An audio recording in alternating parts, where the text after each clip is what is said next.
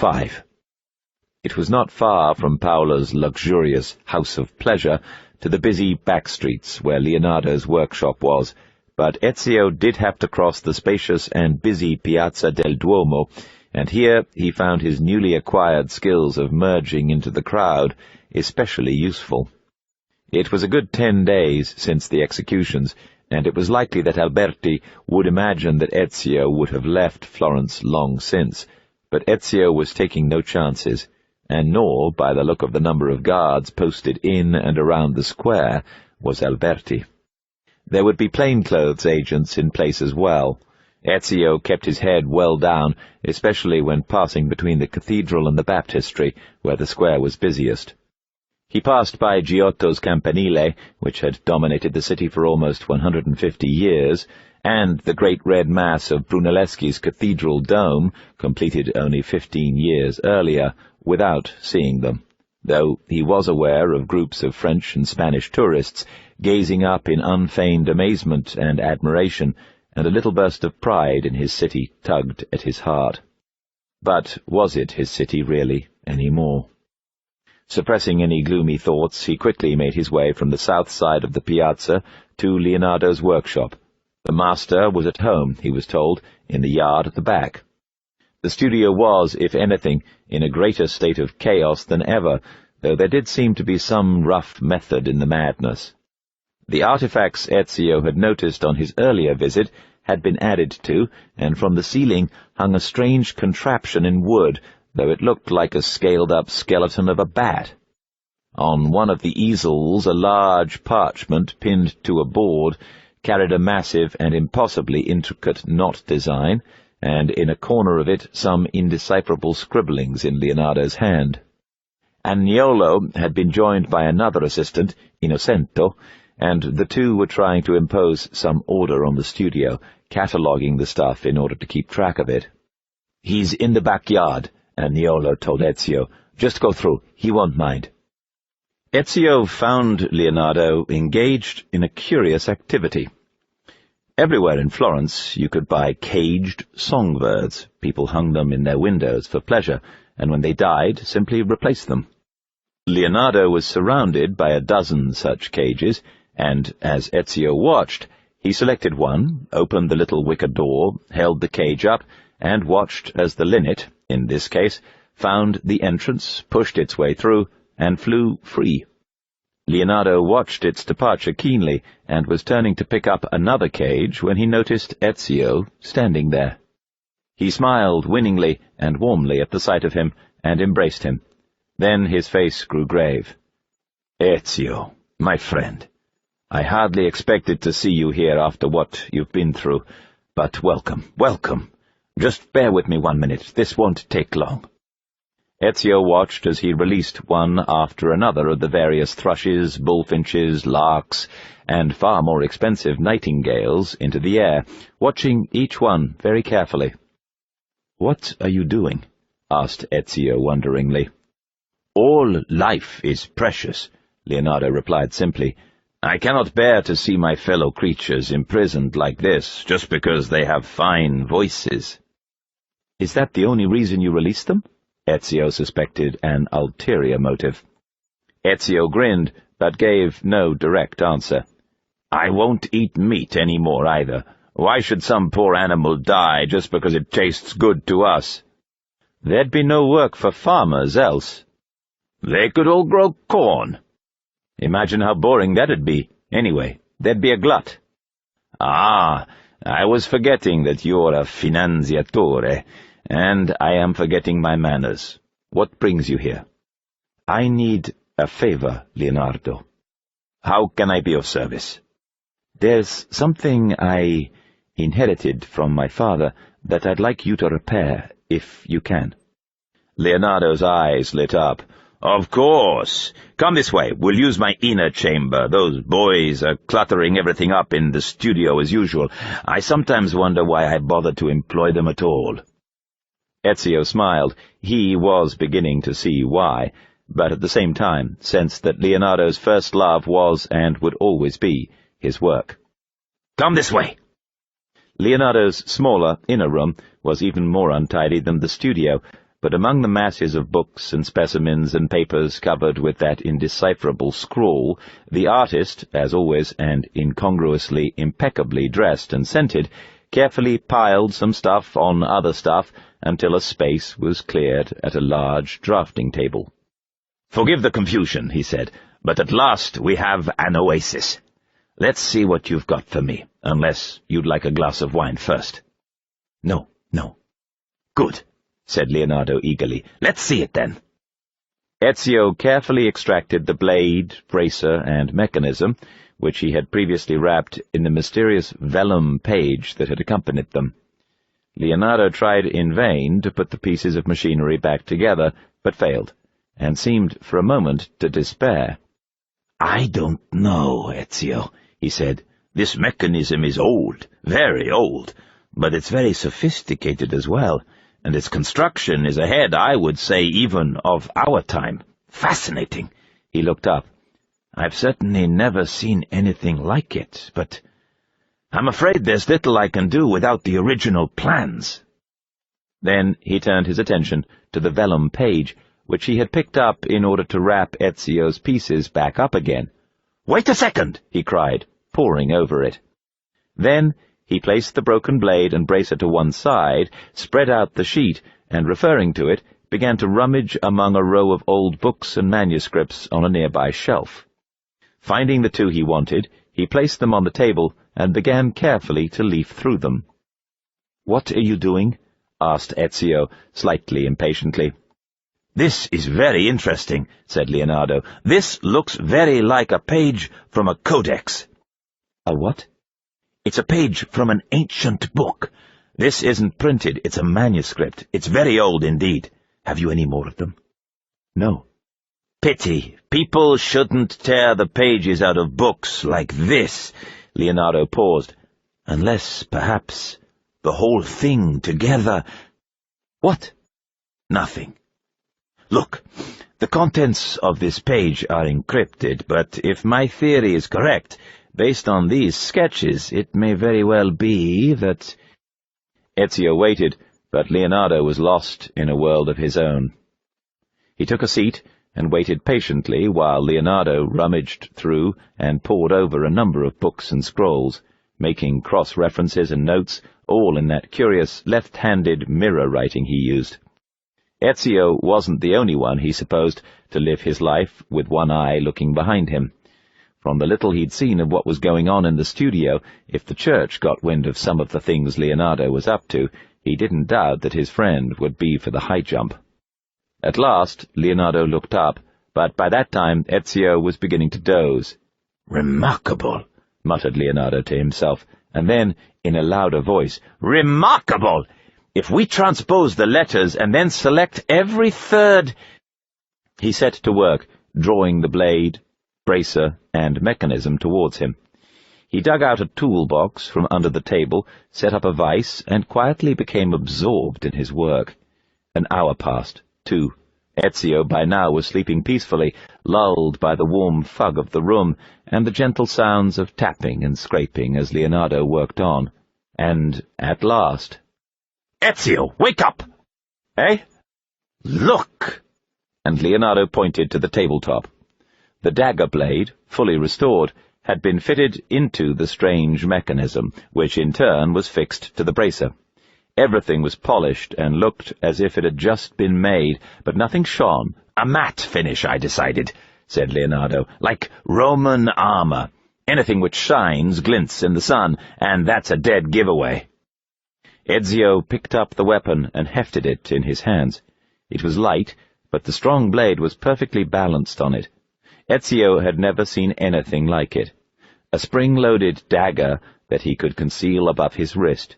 All he had to do was flex his hand, and the blade would spring out, ready to slash or stab, as its user desired. "I thought you were a man of peace," said Ezio, remembering the birds. "Ideas take precedence," said Leonardo with decision, "whatever they are. Now," he added, producing a hammer and chisel from his toolbox, "you're right-handed, aren't you? Good. Then kindly place your right ring finger in this block." "What are you doing?" I'm sorry, but this is how it must be done. The blade is designed to ensure the total commitment of whoever wields it. What do you mean? It'll only work if we have that finger off. Ezio blinked. His mind flashed on a number of images. He remembered Alberti's supposed friendliness to his father, how Alberti had later reassured him after his father's arrest, the executions, his own pursuit. He clamped his jaw. Do it. Maybe I should use a cleaver, cleaner cut that way. Leonardo produced one from a drawer in the table. Now, just place your finger... così. Ezio steeled himself as Leonardo raised the cleaver. He closed his eyes as he heard it brought down, shunk, into the wood of the block. But he felt no pain. He opened his eyes. The cleaver was stuck in the block, inches from his hand, which was intact. "You bastard!" Ezio was shocked and furious at this tasteless practical joke. Leonardo raised his hands. "Calm yourself, it was just a bit of fun. Cruel, I admit, but I simply couldn't resist. I wanted to see how determined you were. You see, the use of this machine originally did require such a sacrifice, something to do with an ancient initiation ceremony, I think, but I've made one or two adjustments. So, you can keep your finger. Look, the blade comes out well clear of them, and I've added a hilt that flips out when the blade's extended. All you have to do is remember to keep them splayed as it's coming out, so you can keep your finger. But you might like to wear gloves when you use it. The blade is keen." Ezio was too fascinated and grateful to be angry for long. "This is extraordinary," he said, opening and closing the dagger several times until he could time its use perfectly. "Incredible." "Isn't it?" agreed Leonardo. "Are you sure you don't have any more pages like this one?" "I'm sorry." "Well, listen, if you do happen across any more, please bring them to me." "You have my word. And how much do I owe you for—" "A pleasure! Most instructive. There is no—" They were interrupted by a hammering at the outer door of the studio. Leonardo hurried through to the front of the building as Agnolo and Innocento looked up fearfully. The person on the other side of the door had started to bellow, "Open up, by order of the Florentine Guard!" "Just a moment!" Leonardo shouted back, but in a lower voice he said to Ezio, "Stay back there." Then he opened the door and stood in it, blocking the guardsman's way. "You Leonardo da Vinci?" asked the guard in one of those loud, bullying, official voices. "What can I do for you?" said Leonardo, moving out into the street, obliging the guard to step back.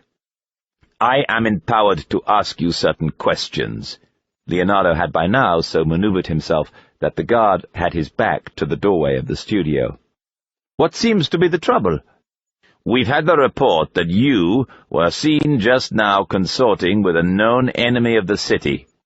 "What, me? Consorting? Preposterous! When was the last time you either saw or spoke to Ezio Auditore?" "Who?" "Don't play silly buggers with me. We know you were close to the family, sold the mother a couple of your daubs. Maybe I need to refresh your memory a bit." And the guard hit Leonardo in the stomach with the butt of his halberd. With a sharp cry of pain, Leonardo doubled up and fell to the ground, where the guard kicked him. "Ready to chat now, are we? I don't like artists. Load of poofs." But this had given Ezio enough time to step quietly through the doorway and position himself behind the guard. The street was deserted. The nape of the man's sweaty neck was exposed. It was as good a time as any to give his new toy a trial run. He raised his hand, triggered the release mechanism, and the silent blade shot out. With a deft movement of his now open right hand, Ezio stabbed once into the side of the guard's neck. The recently honed edge of the blade was viciously sharp, and eased through the man's jugular without the slightest resistance. The guard fell dead before he hit the ground. Ezio helped Leonardo up.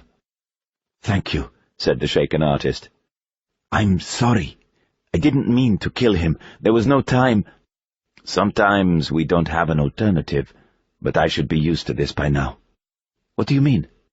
I was involved in the Saltarelli case.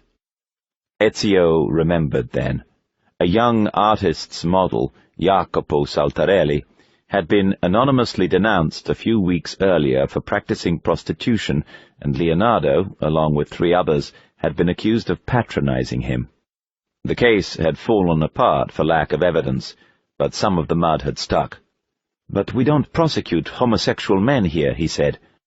"Why, I seem to remember that the Germans have a nickname for them. They call them Florenze." "It's still officially against the law," said Leonardo dryly. "You can still get fined, and with men like Alberti in charge." "What about the body?" "Oh," said Leonardo, "it's quite a windfall.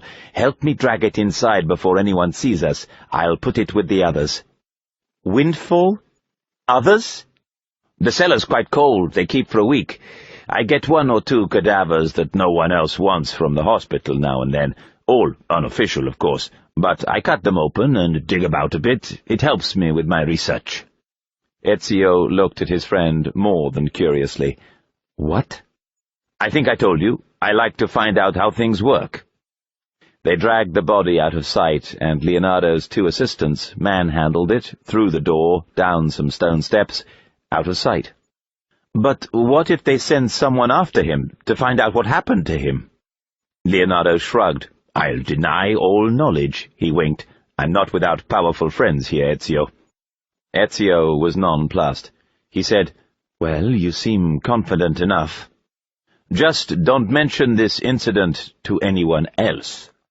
"I won't. And thank you, Leonardo, for everything." "A pleasure.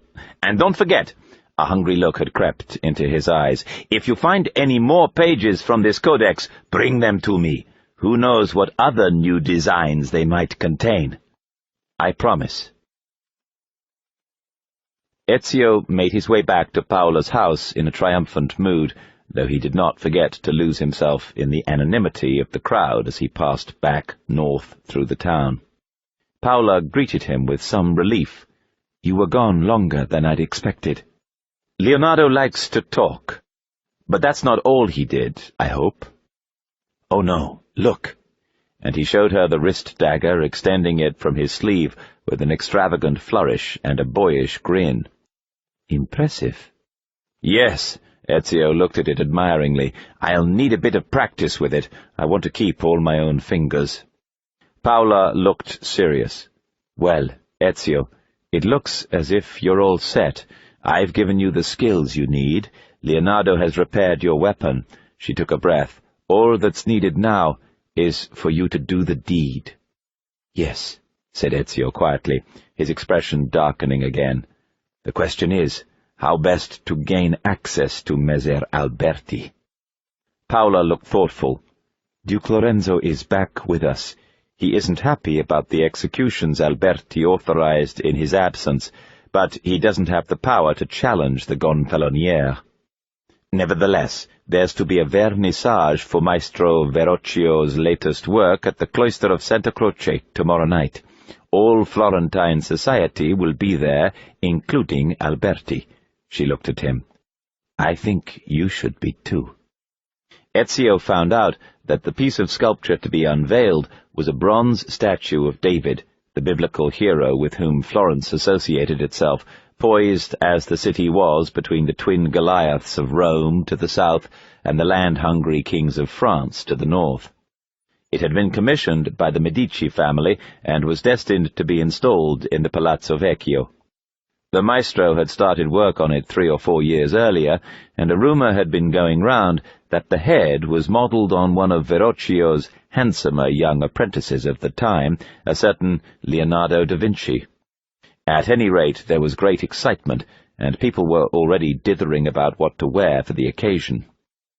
Ezio had other matters to ponder. "Watch over my mother and sister while I'm gone," he asked Paola, "as if they were my own. And if anything should happen to me, have faith, and it won't." Ezio made his way to Santa Croce in good time the following evening. He had spent the previous hours preparing himself and honing his skills with his new weapon until he was satisfied that he was truly proficient in its use. His thoughts dwelt on the deaths of his father and brothers, and the cruel tones of Alberti's voice as he passed sentence rang out too clearly in his mind. As he approached, he saw two figures whom he recognized walking ahead of him, slightly apart from a small squad of bodyguards whose uniform displayed a badge of 5 red balls on a yellow ground. They appeared to be arguing, and he hurried forward to bring himself within earshot of them. They paused in front of the portico of the church, and he hovered nearby, out of sight, to listen. The men addressed each other in tight-lipped tones. One was Uberto Alberti. The other, a slim young man in his mid to late 20s, with a prominent nose and a determined face, was richly dressed in a red cap and cloak over which he wore a silver-grey tunic. Duke Lorenzo, Il Magnifico, as his subjects called him, to the disgust of the Pazzi and their faction. "You cannot tax me with this," Alberti was saying. "I acted on information received and irrefutable evidence. I acted within the law and within the bounds of my office."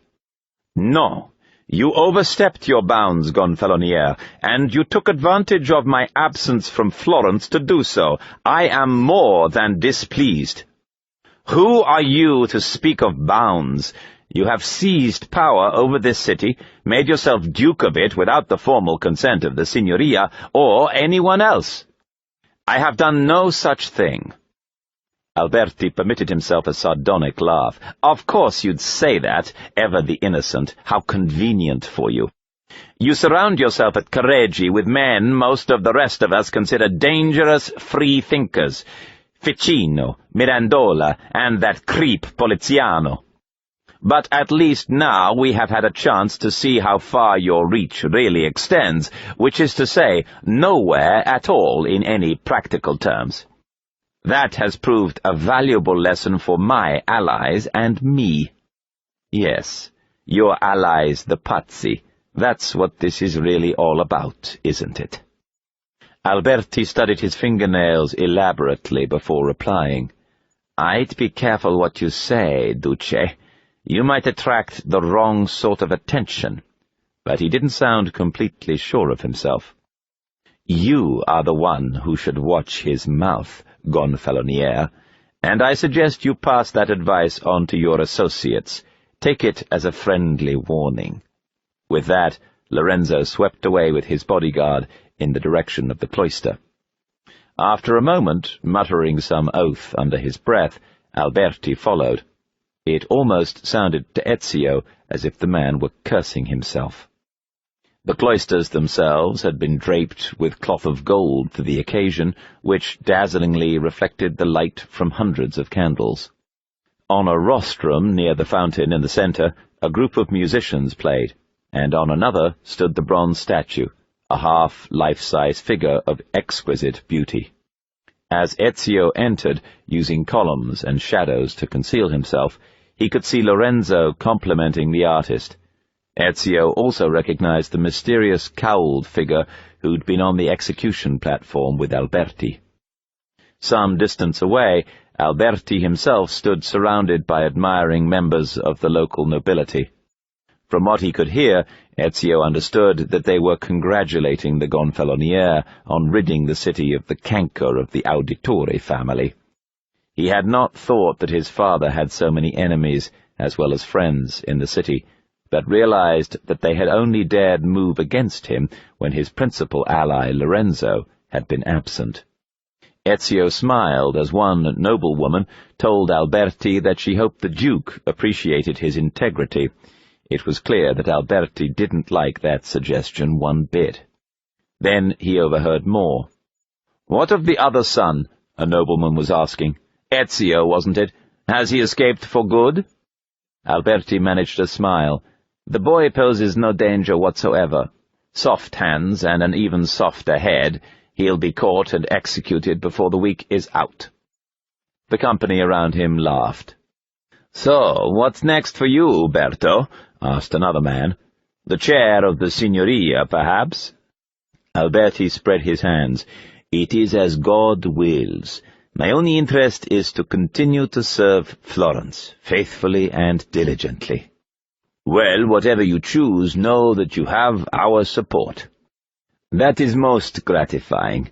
We'll see what the future brings. Alberti beamed, but modestly.